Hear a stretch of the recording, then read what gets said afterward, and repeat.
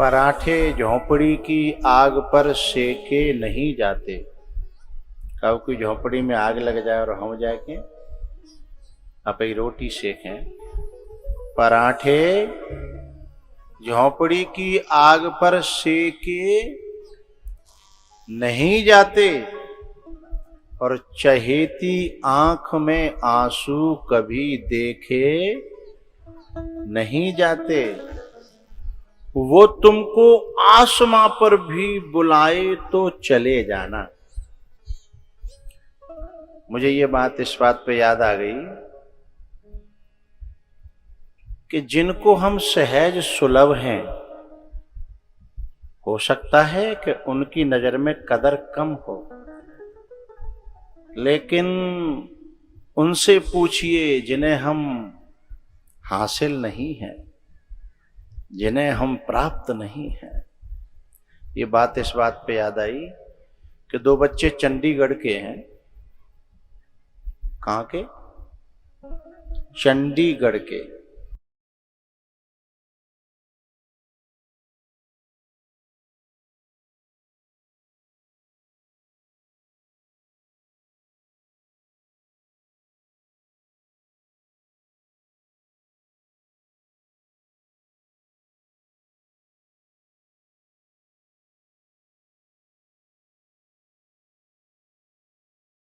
करके हाँ,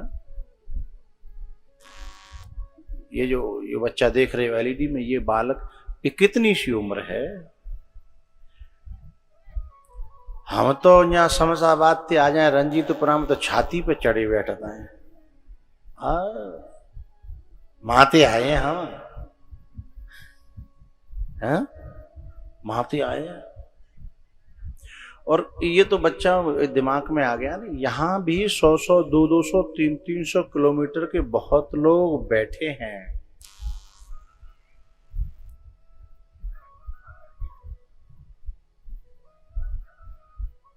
इसलिए बात याद आ गई, पराठे झोंपड़ी की आग पर सेके नहीं जाते, चहेती आंख में आंसू कभी देखे नहीं जाते। वो तुमको आसमां पर भी बुलाए तो चले जाना, वो तुमको आसमां पर भी मिल जाए तो चले जाना। मोहब्बत में कभी भी फासले देखे नहीं जाते।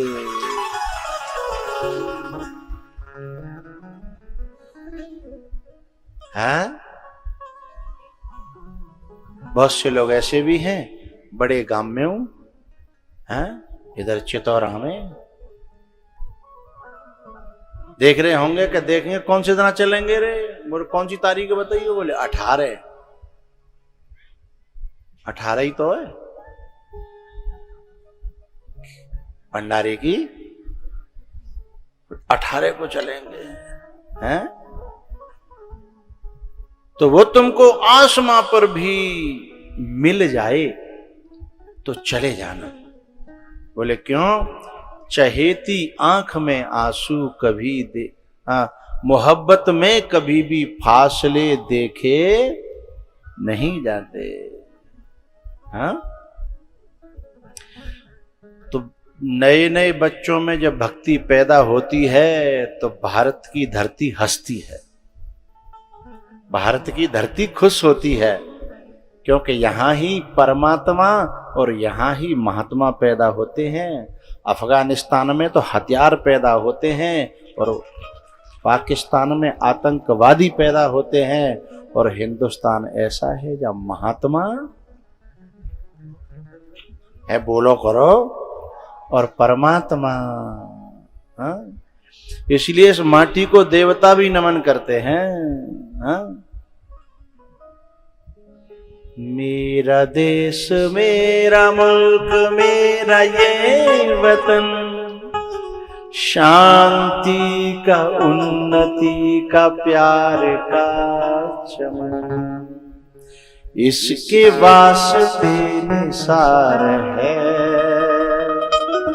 मेरा तन मेरा मन। ए वतन, ए वतन, ए वतन। जाने मन, जाने मन, जाने मन। मेरा देश मेरा मुल्क मेरा ये वतन, शांति का उन्नति का प्यार का चमन, इसके वास्ते निसार है। मेरा तन मेरा मन, मेरा तन मेरा मन। ये भारत देश है मेरा, यहां डाल डाल पर सोने की चिड़िया करती हैं। ये ऐसे हृदयों में जो भक्ति उपज रही है, यही सोने की चिड़ियाएं। कोई कहा कि पंख पे सोनो लगे हो, ऐसी चिड़िया नहीं है, हैं? यही तो सोने की चिड़िया हैं। अभी ये मुकेश बता रहे थे मेरे कान में अभी लंच में कि नए नए बहुत बच्चे ऐसे हैं जो ये कह रहे हैं कि हमें भी अपनी माँ बाप की इच्छा पूरी करनी है, हमें भी अपने बाप दादाओं को परीक्षित बनाना है। इन बच्चों ने जो किया है ये करके लोगों में उमंग पैदा हो गई है, जुनून पैदा हो गया है, जोश पैदा हो गया है, हाँ? तो मैं उन बच्चों के इन हौसलों को व्यासपीठ से नमन करता हूं। होना चाहिए, होना चाहिए।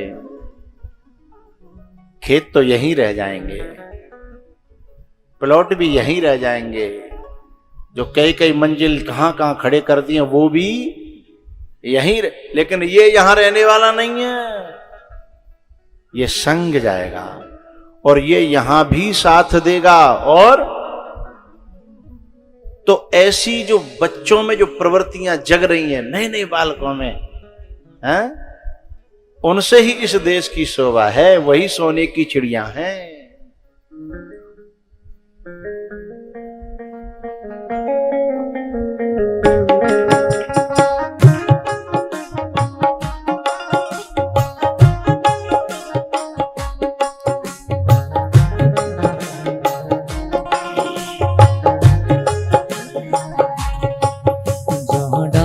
डाल पर सोने की चिड़िया करती है बसेरा, वो भारत देश है मेरा, वो भारत देश है मेरा, वो भारत देश है मेरा, वो भारत देश है मेरा।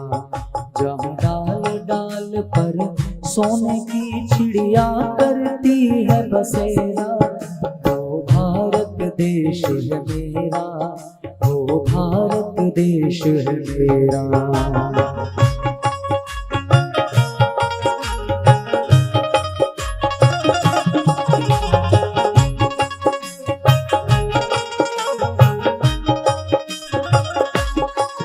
जहाँ सत्य अहिंसा और धर्म का पग पग लगता डेरा, वो भारत देश है मेरा, वो भारत देश है मेरा।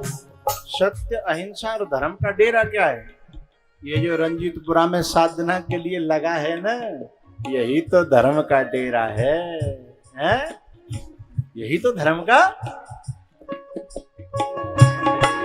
जहाँ सत्य अहिंसा और धर्म का पग पग लगता डेरा, वो भारत देश है मेरा, वो भारत देश है मेरा, वो भारत देश है मेरा, वो भारत देश है मेरा।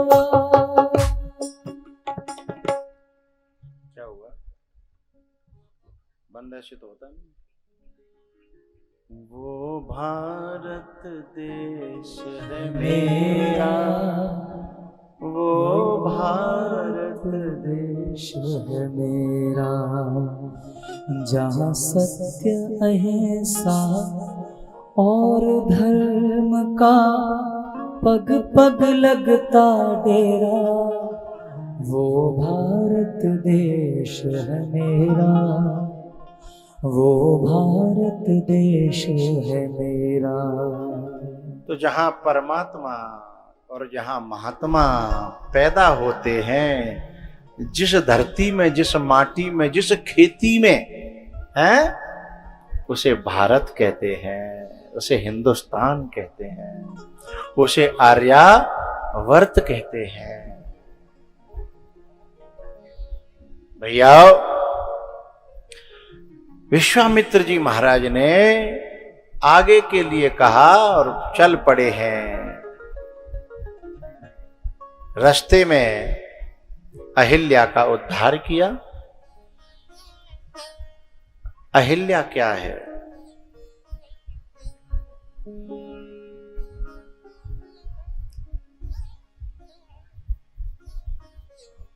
अहिल्या बुद्धि है,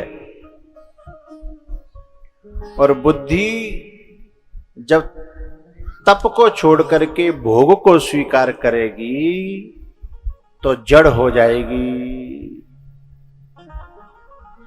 और अहिल्या से यही गलती हो गई। लेकिन जड़ भी चेतन का स्पर्श पा जाए, परमात्मा के चरणों की रज पा जाए, तो दोबारा से चेतन हो जाए। हाँ?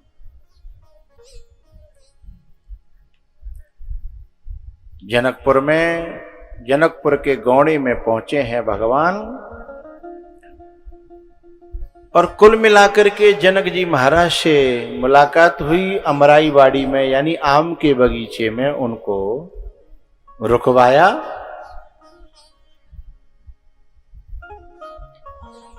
शाम को दोनों भाई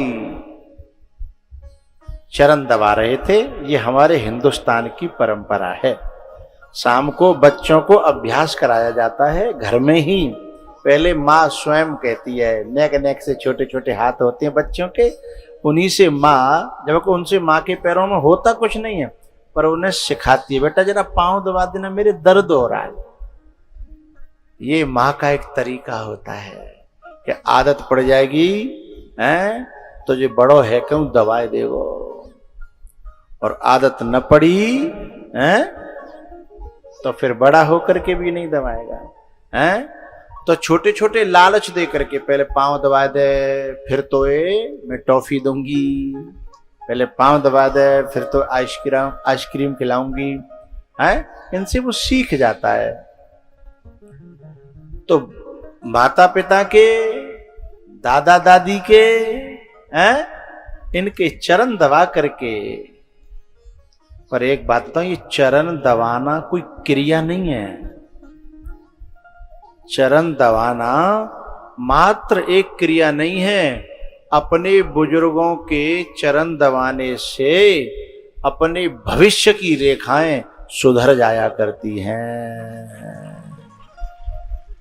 पर जाने सो ताने, हर एक को पता थोड़ी है।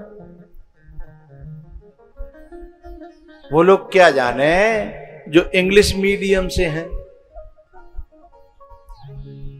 वहां एक भी घंटा इस बात का नहीं लगता कि इंसानियत क्या है, मनुष्यता क्या है, हैं माता पिता क्या है, हैं वहां तो एक गड़बड़ और हो जाती है।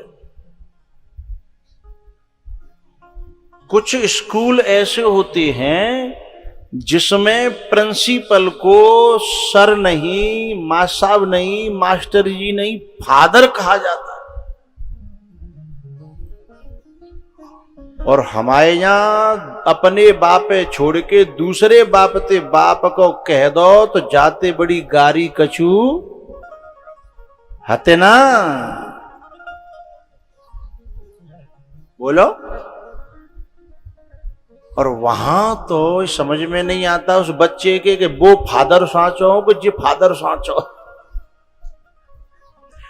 अब जिसके पहले ही एडमिशन लेते ही उसके जब दो बाप है गए हों, दो फादर है गए हों, तो वो जिंदगी में समझ ही नहीं पाएगा, कंफ्यूजन हो जाएगा कि जा फादर के पांव छूने हैं कि बा फादर के पांव छूने हैं। इंसानियत का जहां घंटा न लगता हो, जिस स्कूल में कॉलेज में, उसमें बच्चे को पढ़ाने के बाद ये आशा करना कि ये अदब करेगा, मेरा अदब, मुझे समझेगा, मेरी फीलिंग समझेगा, मेरे को बाप समझेगा, ये उसकी गलती नहीं है। आप ही बता दो, ये हमारी स्वयं की गलती है। हिंदुस्तान में ऐसे भी स्कूल हैं, कॉलेज हैं, ऐसे विद्यालय हैं जहां पर इंसानियत पढ़ाई जाती है। गणित थोड़ा कम हो जाएगा, कोई बात नहीं है। साइंस थोड़ी कम पड़ जाएगा, कोई बात नहीं है, कुछ नहीं बिगड़ेगा। अंग्रेजी थोड़ी कम पड़ जाएगा, कुछ नहीं बिगड़ेगा। लेकिन इंसानियत कम पड़ गई तो जितनो जोरियों का है, जितनो तुमने इकट्ठो करो का है, और जितनी भीतर आशाएं पाली हैं, उन आशाओं के साथ उन बिल्डिंगों का ऐसा कर देगा। समझिएगा, जब बच्चों को स्कूल में डालो तो देखना वहां कौन सी प्रार्थना हो रही है। ऐसी प्रार्थना हो रही हो जो तुम्हारी भी समझ में नहीं आवे और हमारी भी समझ में नहीं आवे, न कौन सी भाषा में हो रही हो। वहां यदि बच्चे को डाल दिया तो फिर वो अवैध, जब हमारी समझ में नहीं आ रही, तुम्हारी समझ में नहीं आ रही, तो वह बालक की समझ में फिर हम कहां आएंगे। उस बच्चे की समझ में हम तब आएंगे जब वहां प्रार्थनाएं हमारी भाषा में हो रही होंगी, हैं? हम बच्चे की, हम तब समझ आएंगे। अब जिंदगी में शिकवा इसलिए है, शिकायत इसलिए है कि बच्चा दर्द ही नहीं समझ रहा बाप का। बाप को इस बात पे मजबूर कर रहा है कि मुझे आईफोन चाहिए,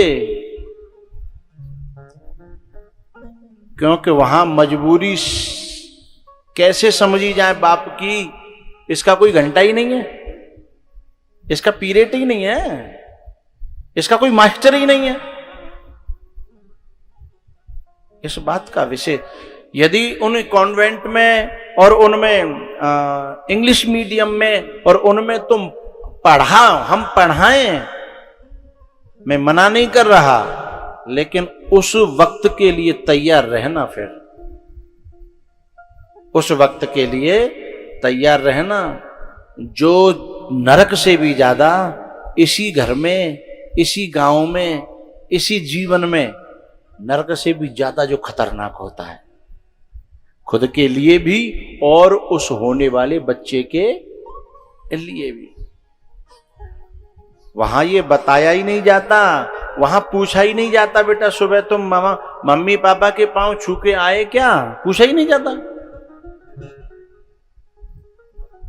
वहां बताया नहीं जाता कि बेटा कितनी भी ताकत आ जाए, कितनी भी शक्ति आ जाए, कितना भी बड़ा हो जाए, सर वहां मत उठाना जिसने सर उठाना सिखाया है। ये वहां नहीं सिखाया जाता, ये कुछ चंद विद्यालयों में सिखाया जाता है। उसे खोजिएगा यदि चाहते हो कि ये सर कितना भी ऊंचा हो जाए लेकिन यहां झुका रहे, हैं? ऐसा विद्यालय खोजिएगा।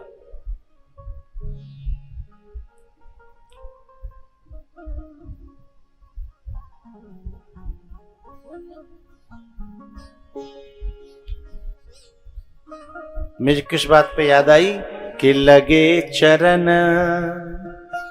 चापन दो भाई, लगे चरण चापन दो भाई।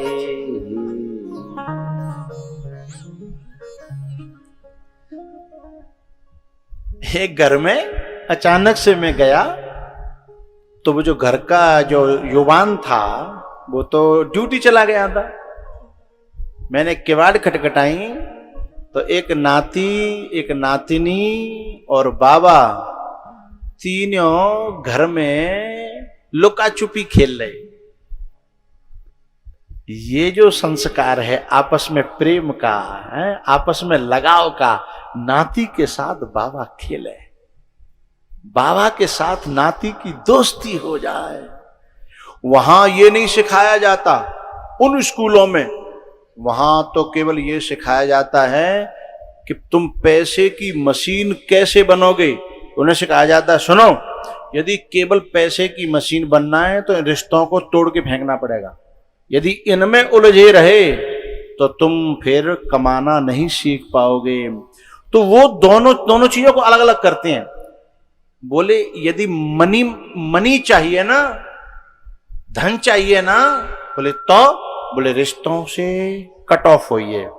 लेकिन सनातन कहता है अरे मनी, ये धन, ये पैसा हम कमाना ही रिश्तों के लिए चाहते हैं, और तुम कह रहे हो कि पैसा कमाना है तो रिश्तों को छोड़ना पड़ेगा। हमें वो स्कूल नहीं चाहिए जो रिश्तों की बलि चढ़ा करके धन की प्राप्ति कराए।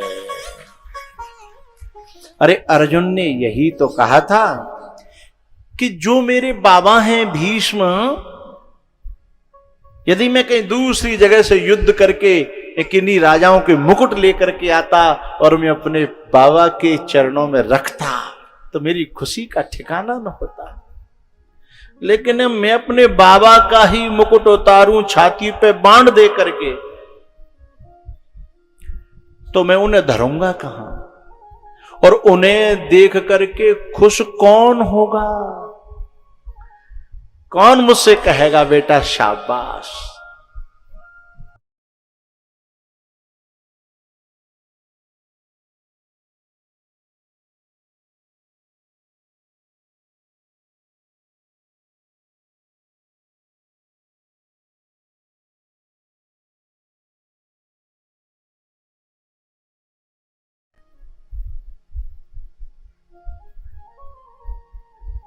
जब कोई बालक कोई बड़ा काम करता है, अच्छा काम करता है, और उसको बड़े बूढ़े जब आशीर्वाद देते हैं ना, बेटा आहा तैने इतना अच्छा काम करो, तभी वह बड़े काम की सफलता महसूस होती है। और उसकी पीठ थपथपाने के लिए बड़े बूढ़े ही नहीं है, बुजुर्ग ही नहीं है। उन स्कूलों में पढ़े हुए बच्चे अपने बाप की चिताओं को अग्नि देने तक नहीं आते हैं। अब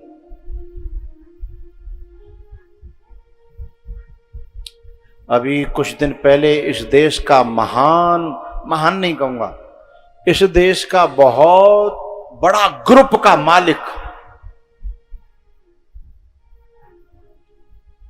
सहारा लिखा देखा है तुमने कई जगह, सहारा ग्रुप का मालिक कोई नाम बता सकता?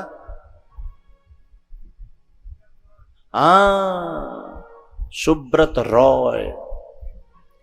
कितना पैसा था बता सकता हूं? कोई बता सकता? कोई माइक लाल बताएगा तो तब जब कंप्यूटर गिन पाएंगे। पूरा रंजीतपुरा नहीं, पूरा शमशाबाद ब्लॉक, फतेहाबाद तहसील, आगरा जिला, और भी आगे चले जाओ, इन जिन पे पूरी संपत्ति जितनी होए बाको अकेलो मालिक हतो।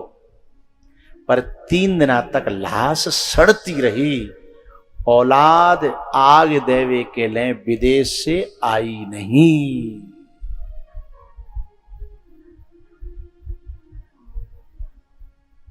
टुच्चू मुच्चों की बात क्या बताऊं मैं आपको, मैं ऐसा प्रमाण दे रहा हूं जो जगत विदित है।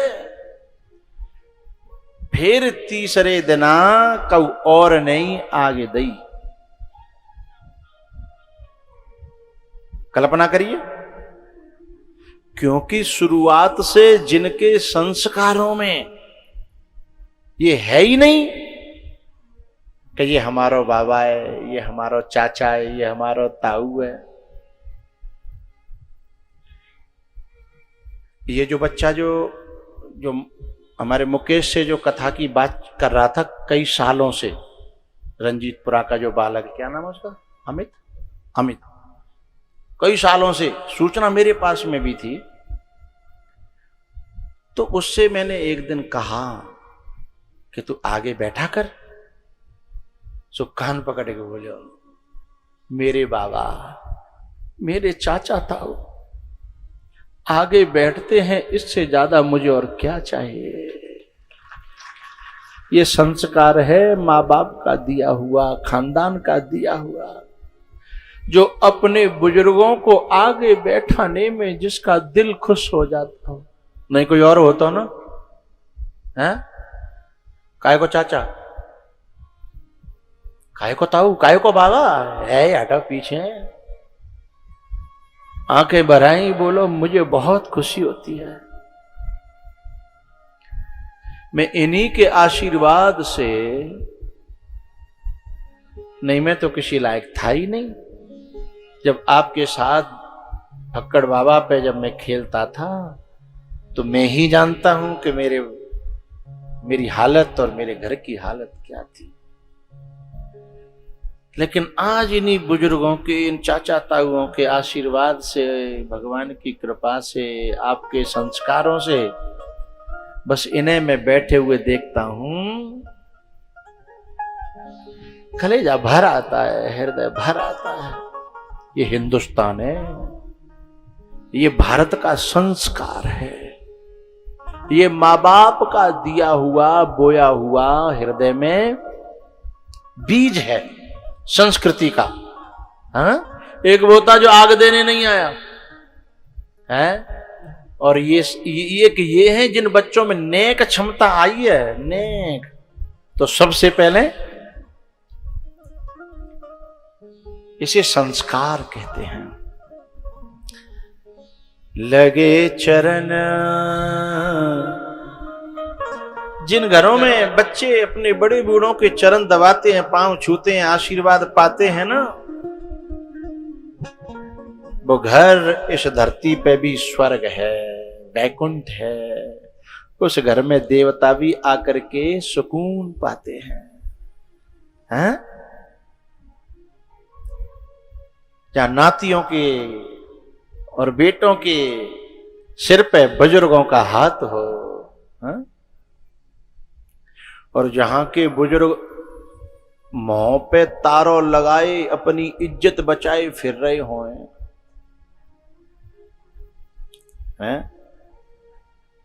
ये बुजुर्ग क्या नहीं देते, ये बुजुर्ग क्या नहीं देते, ये सिर्फ बद्दुआ नहीं देते। और डर है संबंधों के टूट जाने का, इसलिए अब तो ये घर में किसी को सलाह मशवरा भी नहीं देते।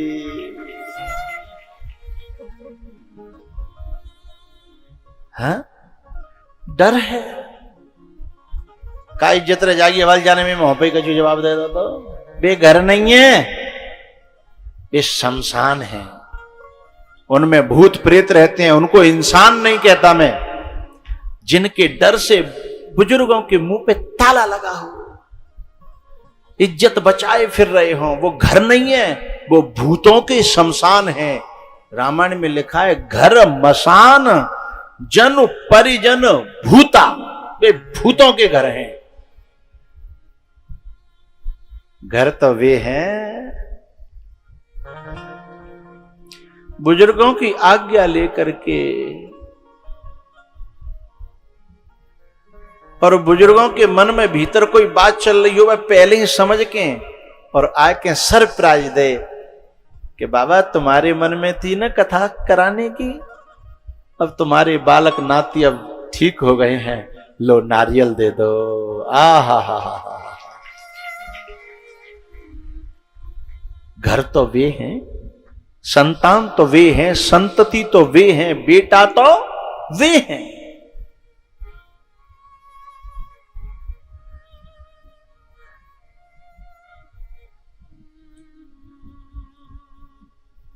लगे चरण चापन दो भाई, लगे चरण चापन दो भाई।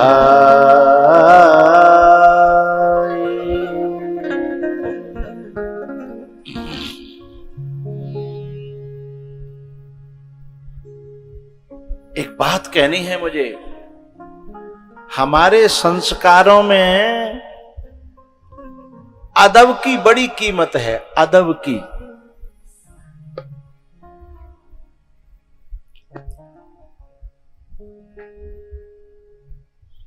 लक्ष्मण जी, भरत जी, शत्रुघ्न जी राम का अदब करते हैं।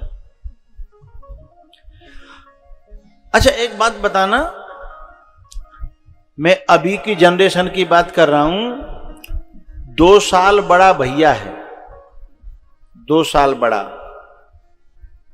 और उससे छोटा जो बच्चा है वो अभी 1 साल का है और वो 3 साल का है।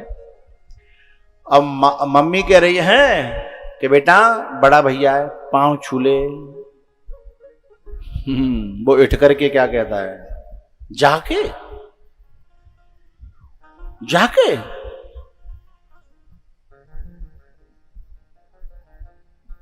पांव छूना तो दूर, वो उससे भैया भी कहना नहीं चाहता, सीधे नाम लेता है। मां परेशान है।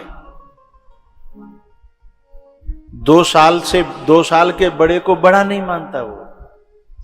लेकिन मुझे ये बताइए, राम जी में और लक्ष्मण जी में कै साल का अंतर है?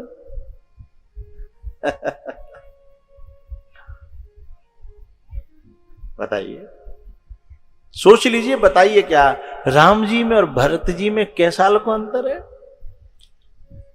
राम जी में और शत्रुघ्न में कै साल का अंतर है? साल तो छोड़ो, महीना तो छोड़ो, हफ्ता तो छोड़ो, पूरा दिना तो छोड़ो, घंटन पे आ जाओ, मिनटन पे आ जाओ। केवल इतना सा अंतर और अदब इतना बड़ा। कल्पना करिएगा, इतना सा अंतर और अदब इतना बड़ा। ये छोटी मोटी बात है क्या? गुरु के चरण दबाने के बाद में लक्ष्मण जी राम जी के भी चरण दबाते हैं। गुरु जी के चरण दबाने के बाद फिर राम जी अपने जगह आते हैं और फिर राम जी के चरण दबाते हैं। यदि कोई रंजीतपुरा को हो तो बराबर सरावर कोसो, पांव दबा तो।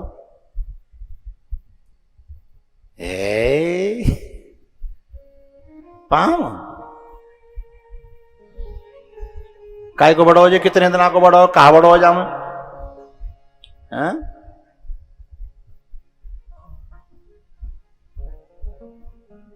जिनमें थोड़ा भी कोई अंतर ही नहीं है, ये समझ लो कहने को तो।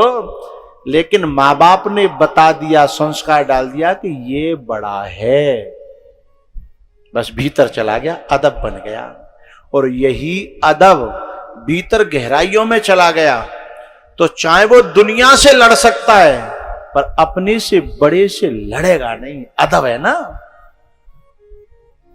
बात समझ में आ रही है? वो अदब जो है घर में फूट नहीं आने देगा। जो बड़े ने कह दी तो कह दी, आदत पड़ गई शुरू से। बड़े के सामने हम बोलते ही नहीं है। हम बड़े के सामने जो है सिर नहीं उठाते, आंख नहीं उठाते। लड़ना तो बड़ी बात है। वो लक्ष्मण जी जो परशुराम को आड़े हाथों ले लेते हैं, किन परशुराम को? जिन्होंने कितनी बार न जाने कितने राजा महाराजाओं की बलि चढ़ा दी है। उनके सामने ये छोटा सा लक्ष्मण, अभी जाके रेख नहीं आई है,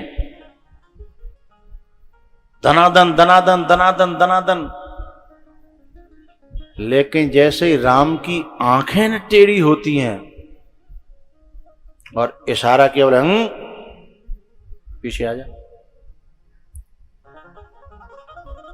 ये संस्कार है, ये अदब है, यही परिवार को बांध के रखता है।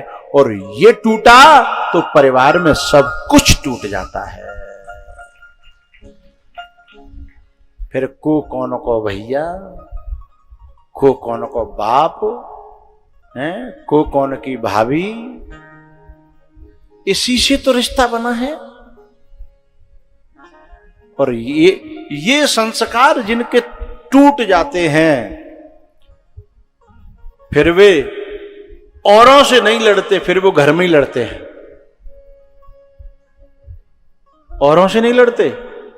पता है, जिस समय राम जी को वनवास हुआ तो लक्ष्मण ने क्या कहा था? हमारे यहां चुनाव होता है राजा के लिए, मंत्री, मुख्यमंत्री, विधायक के लिए, तो आधे में से यानी एक वोट इतना ज्यादा है जाए भाई की सरकार बनती है ना। राम जी के अयोध्या में कितने वोट थे? 2 वोट छोड़ दो, मंथरा और केकई। 2 वोट छोड़ दो। ऐसा और कौन था जो राम का राज्य नहीं चाहता? लक्ष्मण जी ने कहा था कि आप ये गलत कर रहे हो प्रभु, आप मुझे आज्ञा दो, यदि लड़ना पड़ा तो मैं युद्ध करने को तैयार हूं, मैं तुम्हें सिंहासन पे बिठाना चाहता हूं। कौन है जो हमारे सामने खड़ा हो जाए? कौन है जो हमें वनवास दे दे? कौन है जो हमें घर से निकाल दे? मुझे लड़ना पड़ा तो मैं किसी से भी लड़ जाऊंगा। मेरी बात को जरा गौर से सुनिएगा, बात परिवार की कहनी है मुझे।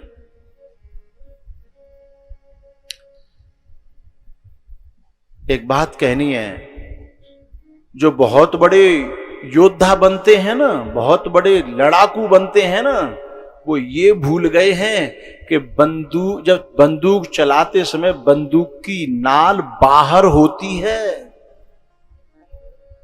और बंदूक की नाल भीतर हो गई तो युद्ध में विजय के बजाय हार मिलेगी। कुछ लोगों को यही नहीं पता कि चलो ठीक है, तुम्हें लड़ने का स्वभाव है तुम्हारा, है, तुम क्षत्रिय हो, लड़ने का स्वभाव है, पर ये तो सीखो लड़ना कहां है और कहां, यही भूल गए। कहां लड़ना है, कहां नहीं लड़ना है। जब लड़ने की बात आई और लक्ष्मण जी की बातों में राम आ गए होते तो जो हस्तिनापुर में हुआ, बोलो, और जो शमशाबाद के गांव गांव हैरो है, वही अयोध्या में हो जाता। लेकिन राम ने क्या प्यारी बात कही। लक्ष्मण, तुम जीतना चाहते हो कि हारना? बोले, मुझे हारने का शौक नहीं है, मैंने हारना सीखा ही नहीं है। बोले, मैं जीतना चाहता हूं। बड़े प्यार से राम जी ने कहा, तुम्हें अभी जीतना आता ही नहीं है। कहीं जीत कर जीता जाता है और कहीं हार कर जीता जाता है। किससे युद्ध करोगे? उस पिताश्री से? वचन तो उनका दिया हुआ है, जिन्होंने मेरे को राज पे बिठाने की कितनी कल्पनाएं करी हैं, जिन्होंने मेरे को पाने के लिए जाने कितने कितने यज्ञ करे हैं। तुम उनसे लड़ोगे जिन्होंने जो है क्षत्रिय होते हुए मांगहु भीख त्याग निज, एक वशिष्ठ जैसे गुरु के पास जाकर के झोली फैलाई कि मेरी झोली में संतान डाल दो, तब हम मिले। उस बाप से लड़ोगे तुम? क्या ये लड़ने की जगह है? जब हमको नींद नहीं आती थी, रात में प्यास लगती थी, भूख लगती थी, तो माँ कैकेयी कौशल्या के पास आती थी कि लाओ जी तुम पे ना चुप है रोजे हैं, और अपनी गोद में लेके रात में सोती थी, लोरी सुनाती थी। क्या उस कैकेयी से लड़ोगे तुम? किससे लड़ोगे? क्या उस भरत से लड़ोगे? उस भरत से जिसने कभी मेरे सामने आंखें उठा करके देखा नहीं है, उस भरत से लड़ोगे? किससे लड़ोगे?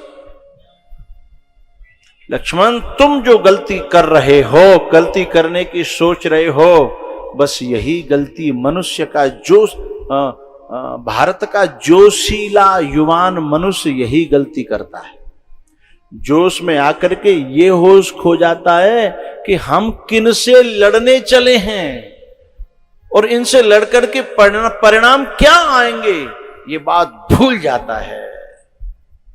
इनसे लड़ेंगे हम और लड़के क्या पाएंगे ये बता। बाप को जलील करके क्या पा जाओगे तुम? मां को जलील करके तुम क्या पा जाओगे? भैया को जलील करके तुम क्या पा जाओगे?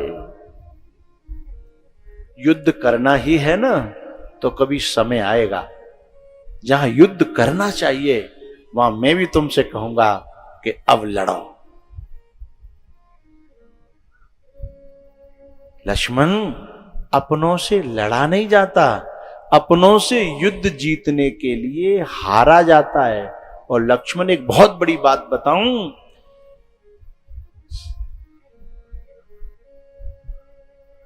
सच्चा योद्धा वो है जो अपने भीतर के अहंकार को हरा करके अपनों के सामने अपना सिर झुका दे, क्योंकि सिर झुकाना भी बहुत बड़ी वीरता है।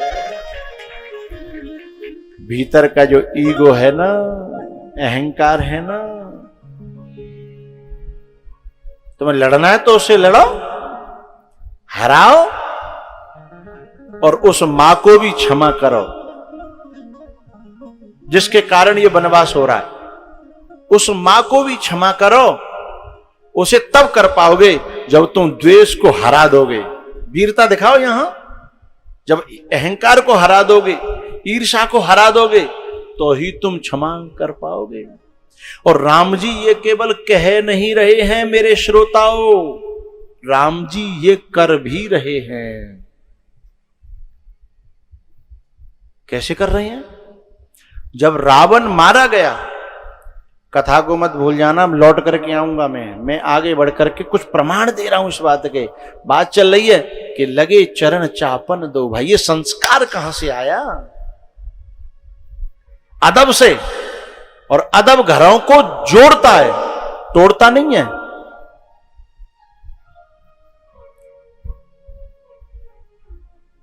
राम जी जो लक्ष्मण जी को समझा रहे हैं, ये केवल समझा नहीं रहे, ये केवल समझा रहे होते तो शायद बात उनकी समझ में नहीं आती, लेकिन बात कुछ और थी।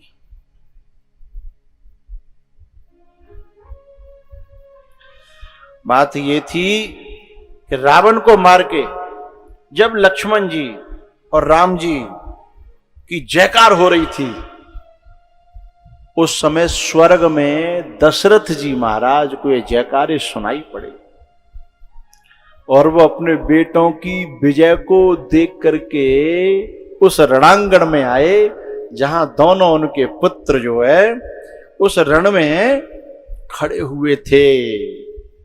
एक बात बताऊं, ये जो रंजीतपुरा के बच्चे जो कार्यक्रम करा रहे हैं ना, केवल ये पुरखा ही नहीं, आज इनके वे पुरखा भी जिनके तस्वीरों पे मालाएं टंगी हैं, आज वे पुरखा भी यदि स्वर्ग में होंगे तो जरूर आए होंगे, लेकिन वहां का शरीर अलग होता है, यहां का शरीर अलग होता है। और आज उनकी खुशी का ठिकाना नहीं होगा कि आज हमारी संतति, आज हमारी पीढ़ियां, दशरथ जी तक आए राम जी के सामने। राम जी ने प्रणाम किया, पिताश्री आपके आशीर्वाद से मैंने ये विजय पाई है, आपके चरणों में ये विजय समर्पित करता हूं। जब राम जी के चरणों में समर्पित, दशरथ जी के चरणों में समर्पित की विजय, तो दशरथ जी ने कहा बेटा मैं बड़ा खुश हूं, कुछ मांग ले, कुछ मांग ले। जब कुछ मांगने की बात आई तब राम जी ने क्या मांगा, सोचिए। राम जी जो है दशरथ जी से कहते हैं कि आप तो हमें छोड़ करके स्वर्ग चले गए और हम यहां रह गए। अब कभी किसी के कंधे पे सिर धर के रोने का मन हो तो हम कहां जाएं?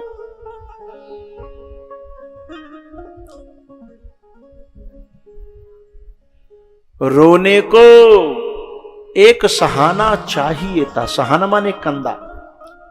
रोने को एक सहाना चाहिए था, मैं अकेला था, तुम्हें आना चाहिए था।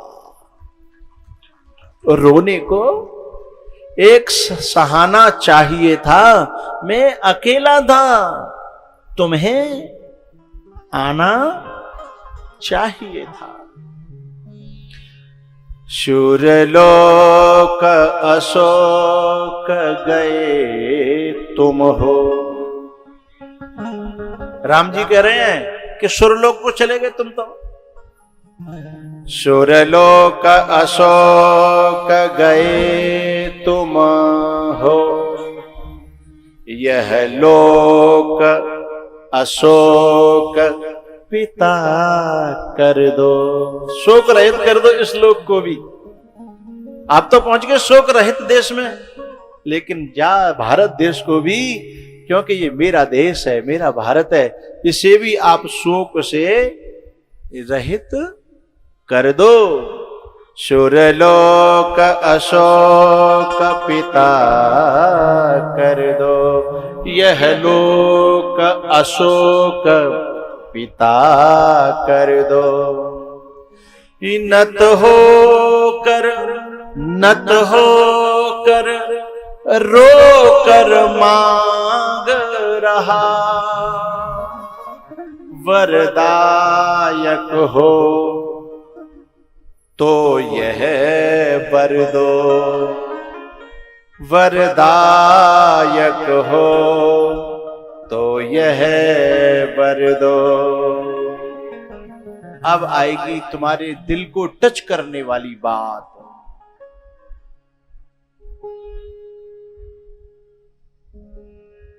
यह लोक अशोक पिता कर दो, न तो हो कर रो कर मांग रहा, वरदायक हो मुझको वर दो।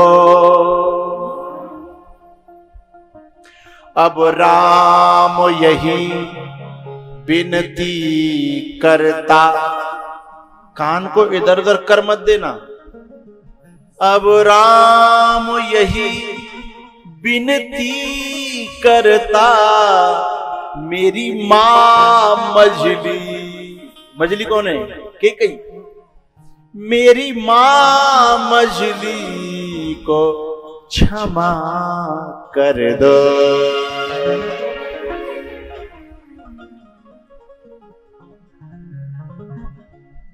ये राम ऐसा है, इसलिए राम पूजे जाते हैं।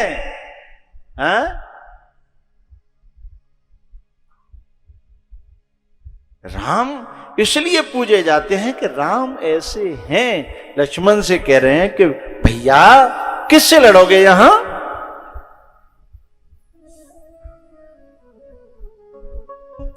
लेकिन ये संस्कार कहां से आता है? अदब से। इसलिए हमारे देश की मां जो संतों से संस्कार पाती है, सत्संग, बहुत से लोग सत्संग में जाने ही नहीं देते माताओं को, बच्चियों को। यदि बच्ची और माता वहां नहीं जाएंगी तो ये संस्कार कहां से लाओगे? ये बच्चों में जो डाला जाता है ये कहां से लाओगे? लगे चरण चापन दो भाई, लगे चरण।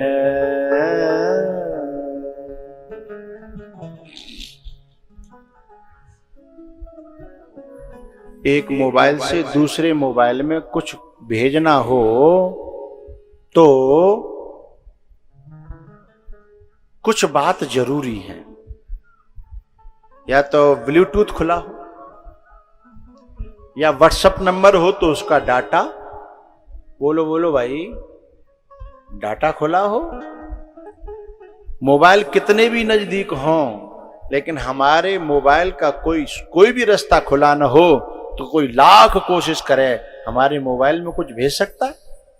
नहीं भेज सकता। इसलिए हमारे पुरखा हमारे अंदर कोई संस्कार डालें, उसके लिए हमारे दरवाजे खुले हुए होने चाहिए, श्रद्धा के, प्रेम के, भाव के। क्योंकि बात उन्हीं की भीतर जाती है जिससे हमारी कनेक्टिविटी होती है। बात समझ में आ रही है ना? डिस्कनेक्ट हुए, रास्ता बंद हुआ। तो ये जो ऐसे वैसे जो स्कूल कॉलेज है ना, वो परिवार से संतान को डिस्कनेक्ट कर देते हैं। फिर उनकी बुजुर्गों की बात संतान की समझ में आती ही नहीं है।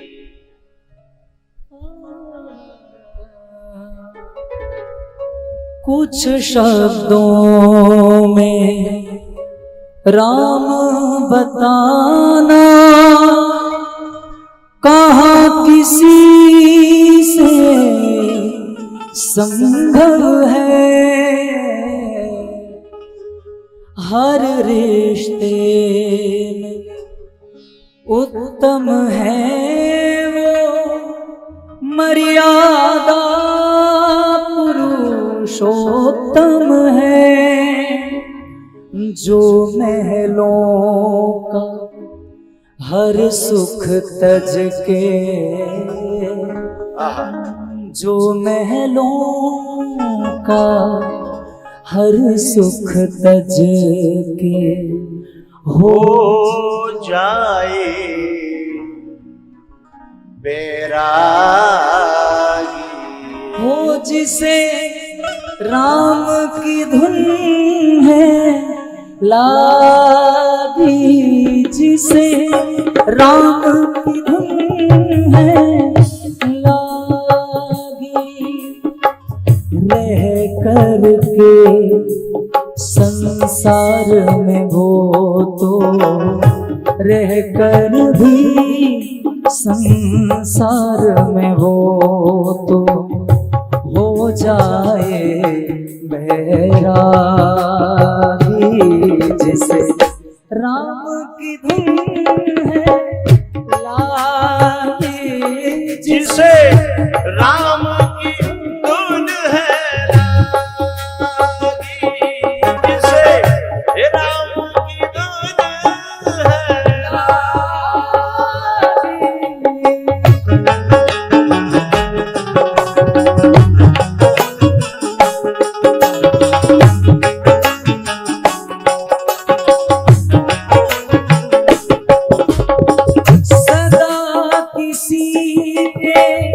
काम में आना धर्म है अच्छे प्राणी का।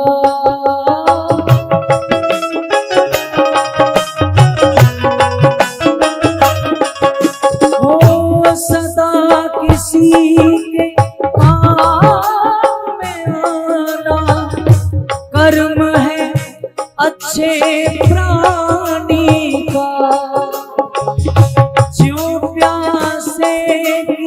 प्यास बुझाना पानी का, वो तो फितरत से होता है, वो तो फितरत से होता है। जग में एक सन्यासी जिसे राम की धुन है लागे, से राम की धुन है लागे से राम की धुन है।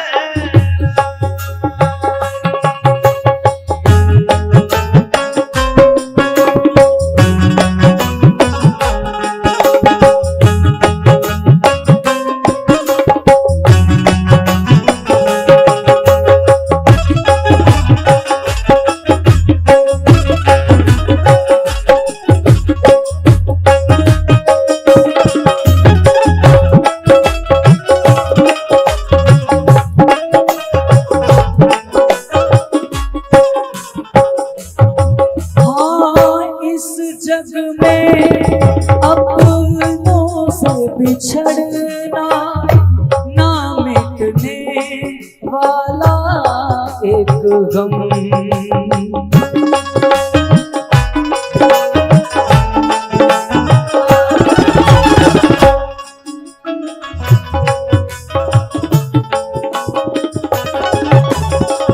इस जग में अपनों से बिछड़ना ना मिटने वाला एक गम।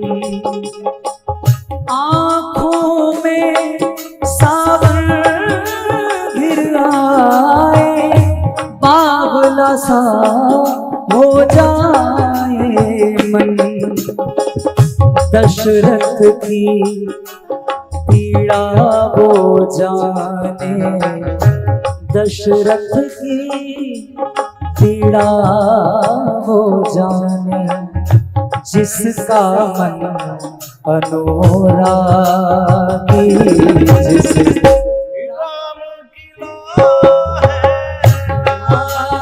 है जिसे राम की लो है लागी, जिस राम की धुन है लागी।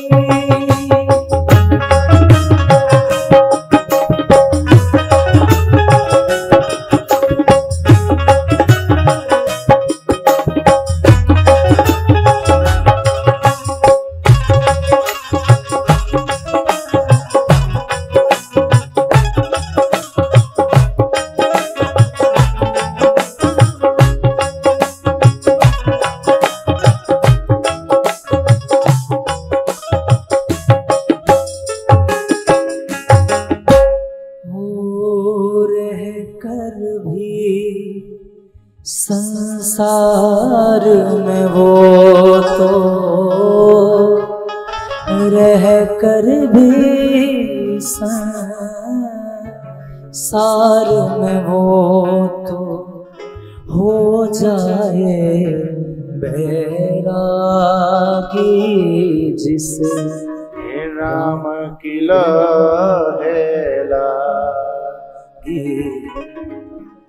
जो अपनों से छल करता है, वो मूर्ख खुद को छलता है। कौन सा धन असली नकली है, इतनी समझ वो कब रखता है। ऐसी भूल में शामिल हो के ना हो वो दुर्भागी, जिसे राम की धुन। अदब, शर्म, इज्जत जिसके दिल में जिसके प्रति हो ना, आहा हा, वो परिवार थोड़े ही है, वो वैकुंठ है। कितना अदब है लक्ष्मण के मन में और कितनी कनेक्टिविटी है दोनों भाइयों में, समझिएगा। मन में कुछ बात आई लखन के और वो बात समझ ली राम ने, और फिर वो राम जी ने अपने सिर पे लेकर के, मारू परे तो मुंह पे परे जी बच जाए। बात समझ रहे हो? क्योंकि जो बात रखता है, कोई बात गुस्सा बड़े करेंगे तो वही पे तो करेंगे, जाने कहीं का है। तो बात मन में है लखन के और आई है राम के, और राम जी कह रहे हैं गुरु जी से, नाथ लखन पुर देखन चही, नाथ लखन। गुरुजी, या लक्ष्मण को मन है रोए कि जनकपुरे देखे हमें, हम तो जहाँ जंगल में आम के बगीचा में परे हैं, आपकी तो दुनिया देखी वारी है, आपकी आज्ञा होए तो मैं दिखाए लाऊं। अच्छा, ये विश्वामित्र जी को जनकपुर देखो भारी और दुनिया देखी भारी है, ये कैसे पता? जनक जी जो विश्वामित्र जी का जो आश्रम है ना, वो जनकपुर की सीमा में ही है। अभी हम कथा करके आए थे नेपाल में। नेपाल में सीता जी का मायका है और हिंदुस्तान में ससुराल है। तो जो हल चलाया था ना, और वो जो जगह है वो सब वहां। तो नेपाल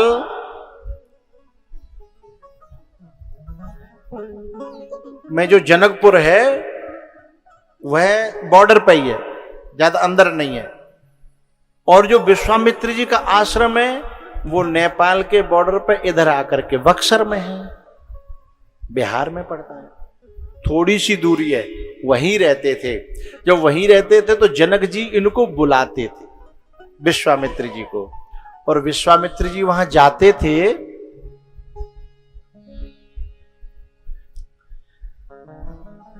तो इनका षोडशोपचार पूजा होती थी, बड़ा स्वागत सत्कार होता था।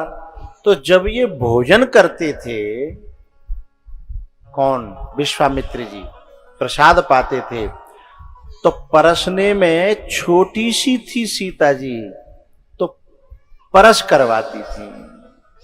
छोटे छोटे बच्चों को बड़ा शौक होता है, और बच्चियों को तो विशेष होता है, बच्चियों को विशेष शौक होता है।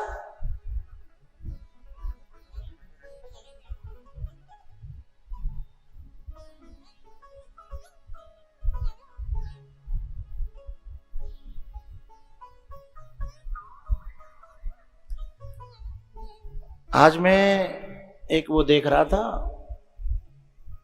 एक वीडियो देख रहा था जिसमें छोटी सी बच्ची इसके उसमें हो सकती है, क्या कहते हैं, हिस्ट्री। उसमें एक छोटी सी बच्ची है और अपने पापा के लिए नन्हे नन्हे हाथों से रसोई में से माँ के पास से रोटी लेके आ रही है, और इतनी खुश है, इतनी खुश है। पहले पानी लाई, फिर रोटी लाई, और उसका बाप ये बात सोच करके उसे रोना आ रहा है कि ऐसे कलेजे के टुकड़े को मैं विदा कैसे कर पाऊंगा, और ऐसे ये करती रही तो कितना प्यार बढ़ जाएगा दिल में, कितना कठिन होगा। बात समझ रहे हो? जो छोटी सी बच्ची है और इतना सेवा कर रही है कि कितने उस पर खुद पे अच्छी तरह चला नहीं जा रहा, इतनी छोटी है। फिर बाप उसे जो है रोटी हाथ में से छीन करके अपनी गोद में लेता है, और फिर वो छुड़ाती है, बोली नहीं नहीं मुझे अच्छा लग रहा है, मुझे अच्छा लग रहा है। काश हिंदुस्तान में ये गुण बेटों में भी आ जाता तो हिंदुस्तान कुछ अलग ही हिंदुस्तान हो जाता। ये गुण पाया जाता तो है, लेकिन बेटियों में पाया जाता है। बोले बेटों में कौन सा गुण है? शमशाबाद में मेला लगा, एक बाप अपने बच्चों को ले गया। बोले बेटा, बच्ची से बोला बेटा क्या लेना है तेरे को? बोले गुड़िया, छोटी सी गुड़िया लेनी है। उसने गुड़िया ले ली। बच्चा से कहा बेटा तू क्या लेगा? बोले बंदूक। अभी क्या साल को है? 5-6 साल को हो। बोले बंदूक। दोनों ले आए। अब घर पे जो गुड़िया लेके आई थी, 4-5 साल बाद भी उसकी गुड़िया ज्यों की त्यों है और अच्छी हो गई है, क्योंकि वो उसको सजाती है, उसमें काजल कम हो जाता है तो आंखों में अलग से काजल लगाती है। और जब काजल लगाती है तो क्या होता है? गुड़िया जो पहले लाई थी उससे भी अच्छी हो जाती है। 6 साल बाद, 5 साल, बहुत सी तो बच्चियां जब में बैठी होंगी जो बचपन में गुड़िया लाई होंगी, ब्याह भयो होगा तब मुश्किल से छोड़ गई होंगी, हैं? बचपन में गुड़िया लाई होंगी लेकिन ब्याह भयो होगा तब तो मजबूरी में छोड़ गई होंगी, नहीं तो मां सासु का कहेगी गुड़िया लेके आई।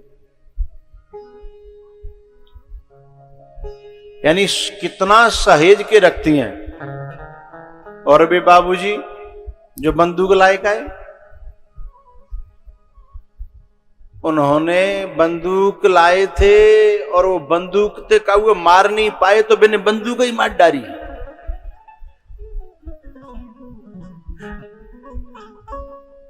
बंदूक थे का हुए मार नहीं पाए तो 4 दिन बाद ही देखोगे तुम्हें तो बंदूक की नाल अलग पड़ी है, घोड़ा अलग पड़े है, पछिया अलग पड़ी है और बाकी अंजर पंजर सब। इसलिए मुझे कहना पड़ा कि ये प्रवृत्ति जो यहां हिंदुस्तान की बच्चियों में है, काश कहीं बच्चों में आ जाती। क्योंकि बच्ची जो है जैसे गुड़िया को सजाती है ना, यदि उसे मौका मिल जाए तो बच्चियों का जो स्वभाव होता है वो अपने माँ बाप से इतना लगाव करती हैं कि ससुराल में जाने के बाद में भी चिंता माँ बाप की उन्हें खाए जाती है। और जे छाती पे छोरा होता कहा, जे छाती पे रह के हूं, छाती पे दार ही डरते हैं, चिंता करे वो तो दूर रहे। तो सीता जी जो है ना, छोटी सी जब थी तो परस्ती थी। एक दिन क्या हुआ, भोजन करने के बाद में विश्वामित्र जी महाराज आराम कर रहे थे और ये बोली आई बीजना, हाथ को पंखा और ब्यार करने लगी। जब ब्यार करने लगी उनकी आंख लग गई। जब आंख लग गई और आंख खुली तो तब की ब्यार कर रही। अब तक जब आंख खुली हुई वो ब्यार करती मिली तो विश्वामित्र जी महाराज के हृदय में इतना प्रेम उमड़ा, इतना प्रेम उमड़ा, सो बोले बेटा मैं तुझे क्या दूं?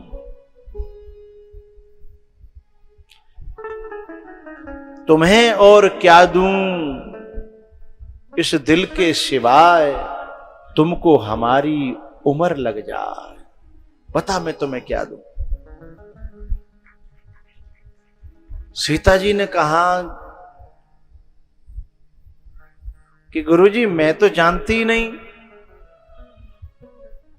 कि मेरे लिए क्या उचित है और क्या अनुचित है, मेरे लिए क्या योग्य है और क्या अयोग्य है। इसलिए आपको मेरे लिए जो उचित लगे, जो मेरे योग्य हो, वही दे दो। अब विश्वामित्र जी चक्कर में पड़ गए। कि जिस लेवल की ये है, ध्यान, विश्वामित्र कोई सामान्य संत नहीं है, त्रिकालदर्शी है। उनको पता है कि ये जगत जननी है। उन्होंने लेकिन जब वचन दिया था कि मांग ले तो पूरा तो करना पड़ेगा, इसलिए सीता जी को वचन दिया था, इसलिए सीता जी के योग्य को ढूंढते फिर रहे थे। इसलिए दशरथ के यहां जाकर के भीख मांगनी पड़ी, क्योंकि सीता जी को सीता जी के योग्य देना था। धनुष, आप भी सब जानते हो कि धनुष यज्ञ में जनक जी महाराज ने अयोध्या सीधे निमंत्रण नहीं भेजा था, लेकिन विश्वामित्र जी को निमंत्रण था। और न्यू और वहां लिखी कि तुम्हारे इस आश्रम के जितने आगंतुक हैं, वहां में राम लक्ष्मण थे। तो विश्वामित्र जी पहले ही ढूंढ के जो उसके योग्य है ना, उसे लेकर के वहां पहुंचाने की कोशिश कर रहे थे। ये बात क्यों मैंने कही? दो बातों के कारण, कि बचपन में जिन बच्चों को, जिन बच्चियों को सेवा करने का स्वभाव बन जाता है, वो ऐसे ऐसे वरदान पा लेते हैं, वो ऐसी ऐसी दुआएं और आशीर्वाद पा लेते हैं कि फिर वो उन्हें कुछ करना नहीं पड़ता। उनके योग्य जो चाहिए है, उसे फिर कायनात ढूंढती है, फिर ब्रह्मांड ढूंढता है। उन्हें ढूंढना मोर मनोरथ जानहु नीके, बसहु सदा पुर सबही के, बसहु सदा पुर सबही। इसलिए राम जी कह रहे हैं कि आपकी तो सब दुनिया देखी बारी है, लक्ष्मण को मन है दिखाए लाऊं, क्योंकि विश्वामित्र जी तो यहां आते जाते ही रहे हैं। लेकिन विश्वामित्र जी ने पूछा कि तुम कह रहे हो कि मैं दिखाए लाऊं, तो दिखा के तो वो ला सकता है जिसने खुद ने पहले देखा हो। अब फंस गए, अब कैसे कहें? क्योंकि वो जो शिष्य का रोल कर रहे हैं उसमें ये उत्तर बनता नहीं है, और गुरु के सामने वो त्रिकालदर्शी और ब्रह्म बन नहीं सकते, नहीं तो किरदार खराब हो जाएगा, चरित्र गड़बड़ हो जाएगा, हैं? एक्टिंग गलत हो जाएगी। संकोच में आ गए राम। तो गुरुजी समझ गए, क्योंकि जब कोई आदमी कछु बोल नहीं पा रहा होए, इसका मतलब संकोच में आ गया। गुरुजी ने फिर कही कोई बात नहीं, जाओ दोनों जने नगर देख आओ और सुफल करऊ सबके नयन सुंदर बदन दिखाए। अच्छा एक बात बताऊं, राम कौन है? जो निरीह है, जिसके अंदर कोई इच्छा नहीं, पूर्ण है, तृप्त है, हैं? जिनका देखा हुआ है, जैसे कुछ न भूख है न प्यास है न किसी कुछ है ही नहीं, निरीह है, वो राम है। जब राम निरीह है तो फिर राम के अंदर भी जनकपुर में जाने की इच्छा पैदा क्यों हुई?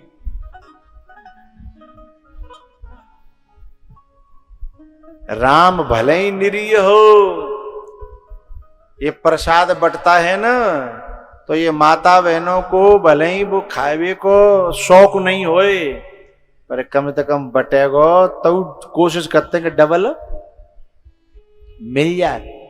और जिन्हें कोई शौक नहीं है फिर क्यों कोशिश कर रही हैं, इसे मुझे बताने की जरूरत नहीं है।